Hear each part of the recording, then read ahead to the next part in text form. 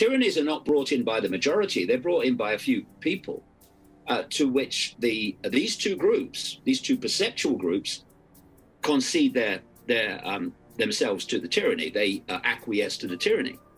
Now there's a third group, and well, my God, it's coming, that is not massively influenced by Icke. And they're in a much more high frequency state because they've opened their mind from the 5 sense prison cell and allowed other more expanded levels of their awareness, consciousness into this perceptual process.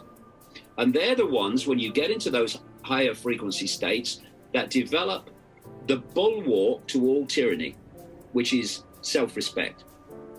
It's self-respect that says, I don't care how you try to intimidate me, I'm not doing stupid things and being told to do them by stupid people just because you tell me.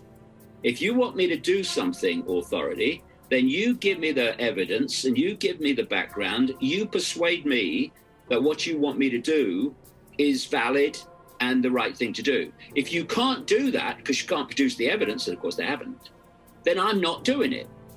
And they're the ones that say through their self-respect, I'm not cooperating with my own enslavement.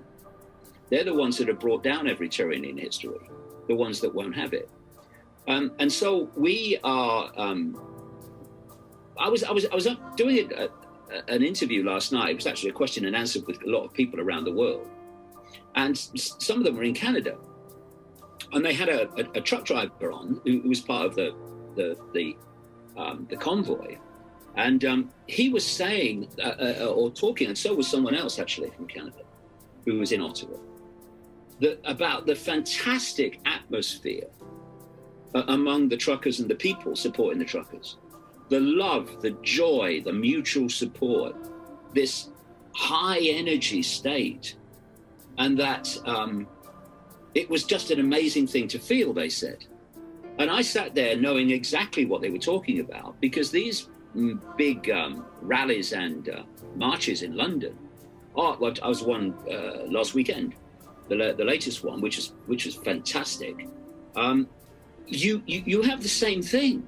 You know, years and years ago, I would go on marches or protests or whatever against wars and what have you.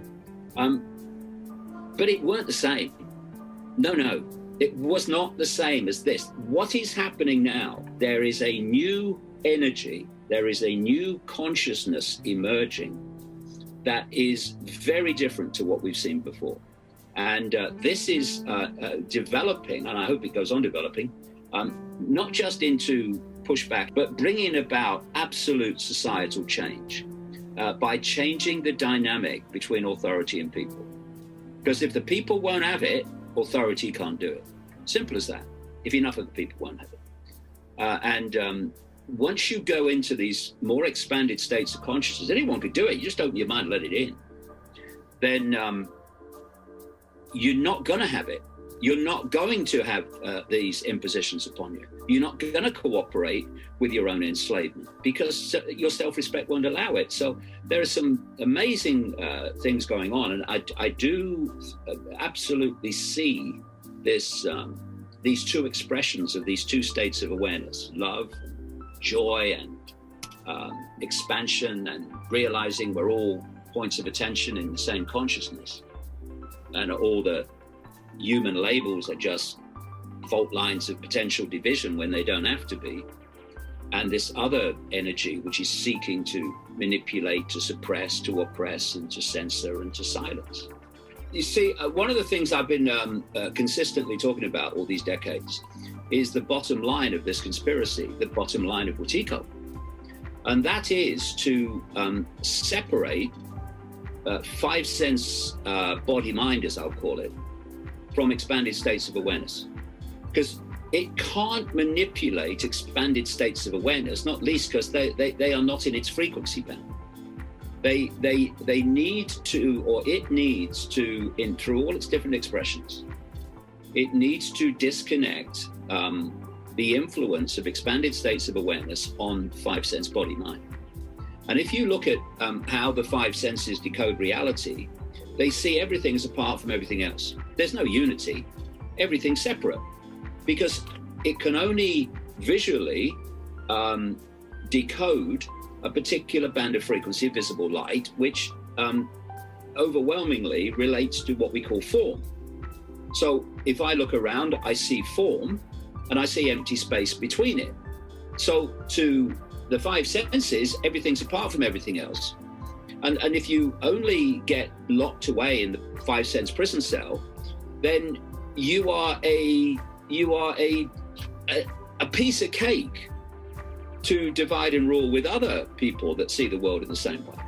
So you have the divisions on race and religion and income bracket and all these things, which are designed to set the target population at war with itself, so that they don't look up and see that the same hands are controlling the strings to all of them.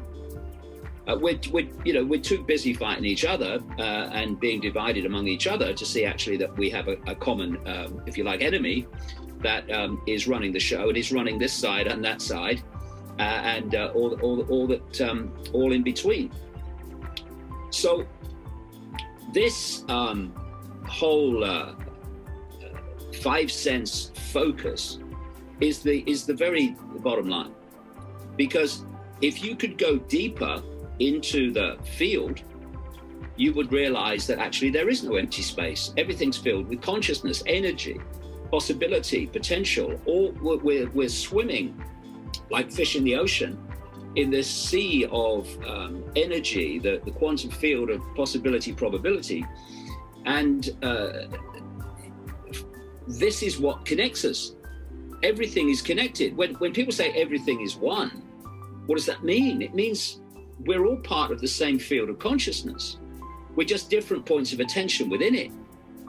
And so if you reach that point of understanding that we're all one, and that whatever body we may be experiencing through, it's just a brief human experience and not the I, which is the consciousness having the experience, then your ability to divide and rule for a start is gone. And also your ability to deceive, because the whole idea of this, I'll call it Watiko, is to focus attention and perception in virtual totality in the five senses and not be influenced by expanded states of consciousness. And then once you've isolated body mind, you then program it through the control of information with the perception that you want it to have. Mostly the basic one is, I'm little me, I have no power, what can I do? And then you're a doddle to manipulate.